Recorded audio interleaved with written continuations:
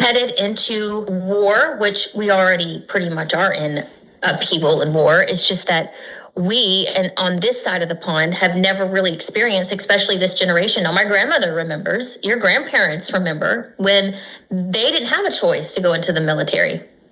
You were just automatically, when you turned 18, you had to serve. This generation, post my grandparents' generation, have no idea what it's like to have famine, Great Depression, war, where all the women had to go into the factories and keep this country going because all the men went off to war, they were drafted.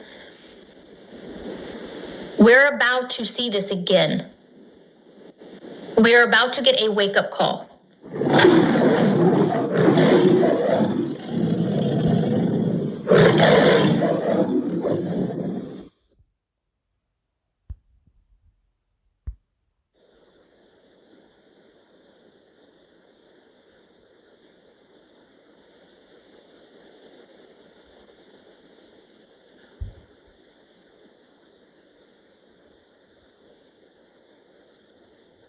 I am now in the Republican Party, and I'm going to start pushing policies that are pro-white and anti-everything else. I think we're going to pick up on it. I think I'm going to notice if a restaurant says whites only. I think it's going to be all over the news.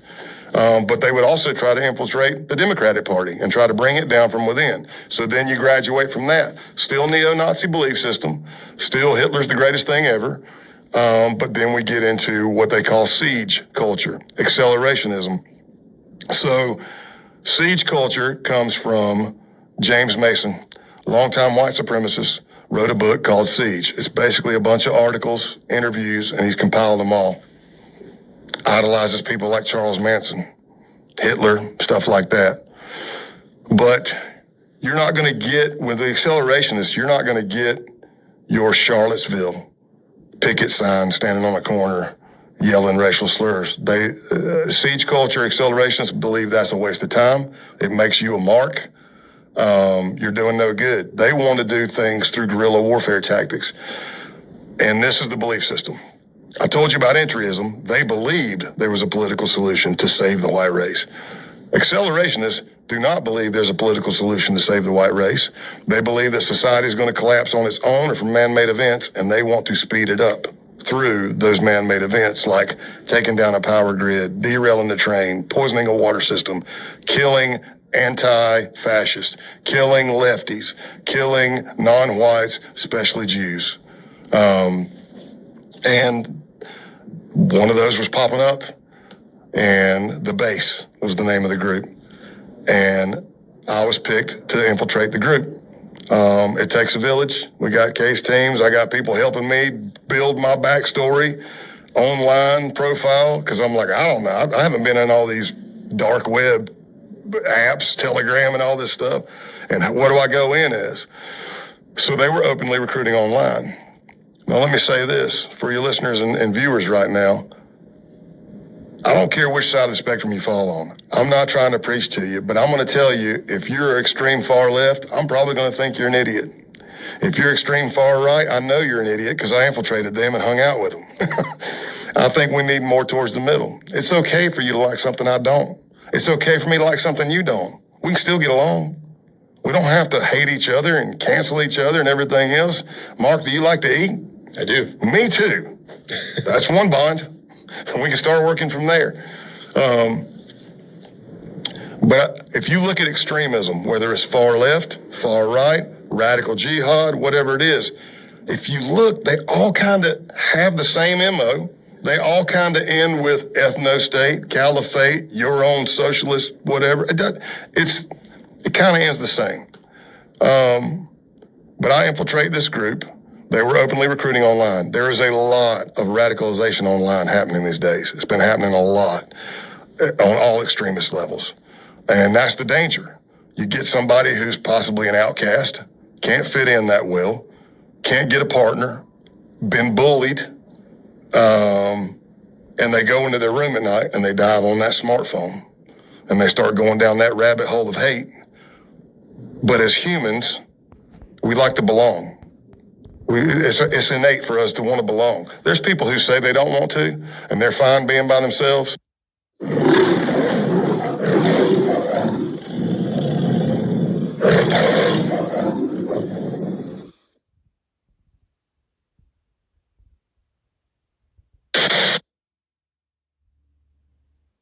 headed into war, which we already pretty much are in upheaval and war. It's just that we, and on this side of the pond, have never really experienced, especially this generation. Now, my grandmother remembers, your grandparents remember when they didn't have a choice to go into the military.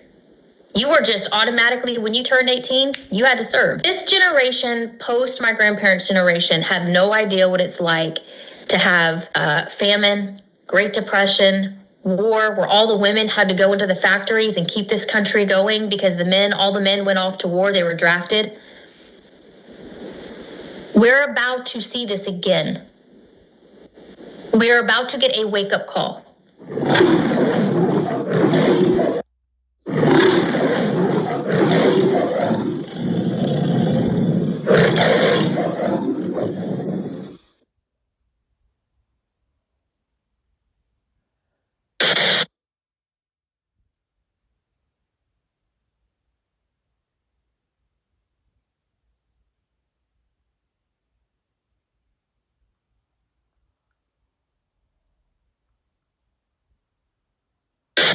Stock up on food, canned food, water,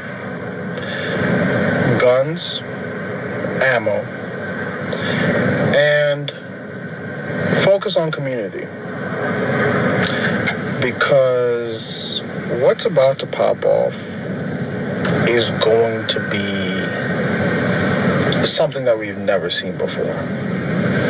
Mark my words. Focus on community. If you don't have friends, find a friend. You don't have to like everyone in your neighborhood, but at least know your neighbors. Because you're gonna have to rely on someone. Retirements, those are gonna crash and burn. 401ks, done. Yeah, doesn't look good.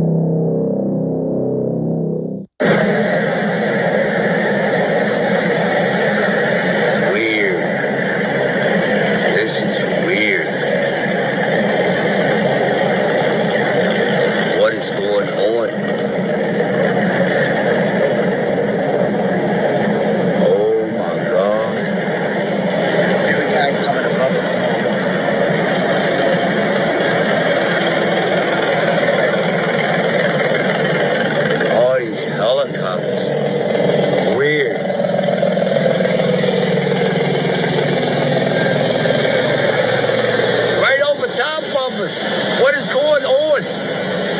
This is creepy, man. This is really creepy. This is creepy. Looks like they're up there.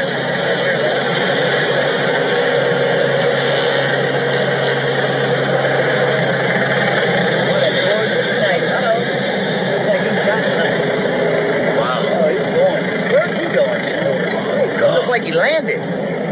They come move. What is this, man? There's another one. Something big is happening. I need to go Something huge is happening. Something major is happening, babe. I'm telling you, something major is happening. Big time. That's a plane right there. But all this shit, that one over there just doesn't even move. That one.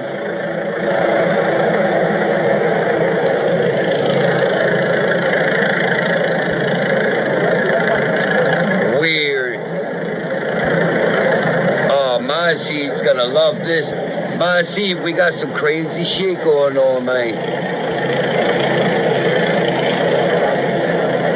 That's a helicopter.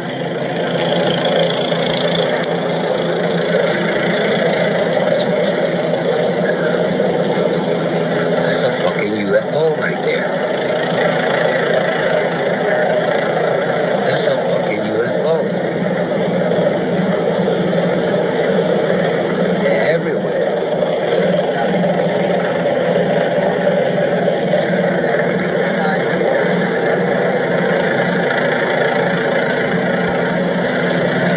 This is the creepiest shit ever.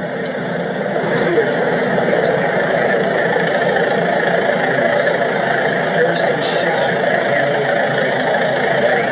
No, he's moving. There's one.